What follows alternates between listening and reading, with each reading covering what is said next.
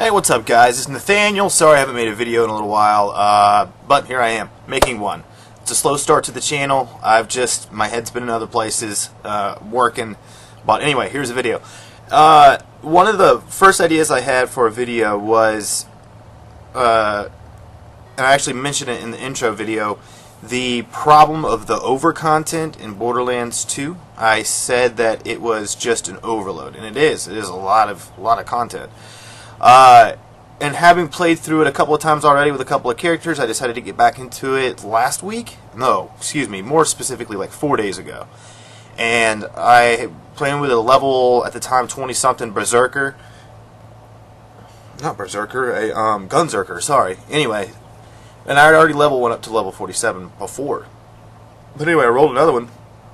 Got into some of the content, played the Torque DLC. I'm going through Tiny Tina's right now, and I beat the campaign.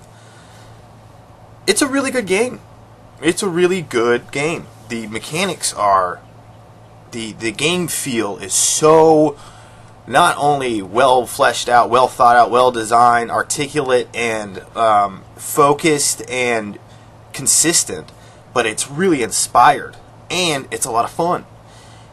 It is the perfect game mechanics blending of a Diablo 3 and a first-person shooter. In addition to introducing the genre, and it's become popular, it's actually a thing that's named now, gun customization genre. They have some indie games that I saw a couple weeks ago. I can't remember the name of it. I'll put it in the links later, or a description below, sorry. That in the first game was pretty limited, but was a lot of fun, and in the second is greatly expanded upon and really fun. That really drives you to continue to play the game, even after having gone through it several times, all the way through twice. I still want to play the game. I'm still using the same shotgun. I have a acidic, what is it called? Conference call shotgun. And it's level 26, and I'm level 36, and I'm still using it. It's fantastic. Anyway, back to my point, which is the DLC deserves the amount of effort it takes to go and seek it out. If you have to plan it out, if you have to say at this level I'm going to go there, learn what, read up on what level you're supposed to go through each DLC, and you might have to play through a couple of times with different characters to hit all the DLC, because you might out level them. So while the enemies may be scaled, your loot is not, and so you're going to get crap drops. At least it was for the Torque level. I was supposed to be, I went in at a higher level than I was supposed to, exactly that happened. The enemies were scaled, but the drops were not. So like I said, if you have to break it up and chart out between level 20 and 23, here are my optional quests, go and do them. You have to actually be methodical about it. And it deserves it. This game deserves you to see the extra content because it's so well done. And I don't think the full impact and the appreciation of Borderlands 2 will be fully realized until like 5 years from now. Just how fun it is and how replayable it is. I know in 10 years you can still come back and play this game. I know the new Borderlands and stuff will surpass it, but I think it will be heralded as what it should be, which was a introduction of a great crossover and really good, fun, just one more level game feel and loot system that is just never ceases to amaze me. So this is, I guess, my advocation for you to take the time to chart out your questing through the game and check out the DLC, and it's worth it. So there you go. That's where I stood. I stood before. I said it was too much. Yes, it is too much. So do something about it and chart it out.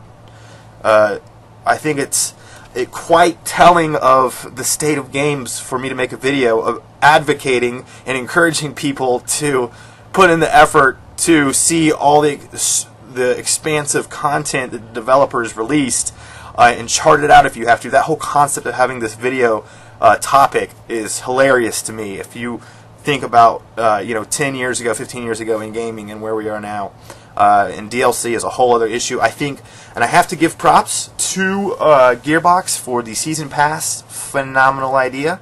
I love it. I think that is the appropriate way to ensure that you are making the most out of your IPs, and secondly, or B, or whatever I said before, the player, the consumer, feels as though the investment that I've made, I'm getting a good return on.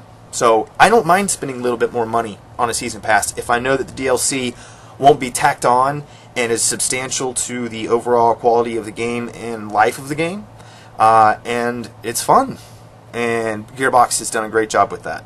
Regardless of what they did with the Alien series, and I don't care. I love Borderlands, and I look forward to seeing more of it in the future. I know that the director over at Gearbox, that guy, I think he's great, the big jovial dude, he said, I'm not going to mess with you like they do about Half-Life 3. I'm be straightforward, we're not working on Borderlands right now. We're doing other stuff, so at least we don't have to wonder. And I'm sure they'll make it very clear when the Borderlands 3 or World or whatever they're going to do online. I would imagine it's going to be an MMO kind of thing. Anyway, yeah. Actually, I want to end on this note. I just mentioned MMO. The best way to look at Borderlands 2 and an aspect of it that hasn't really been discussed is look at it like an MMO. Within the MMO set of your character's lifespan through his levels, there are certain quests that you can take part in. If you, along the way, you have to choose what path you want to go. In the same way, you have to chart out what quest line you want to take in the game and look at it more from an MMO perspective, and that might help you A, accept it, and B, be a little bit more proactive in charting out your leveling process. So I don't know if this has been an interesting video. Leave comments, ask questions, make suggestions. Thank you for your time.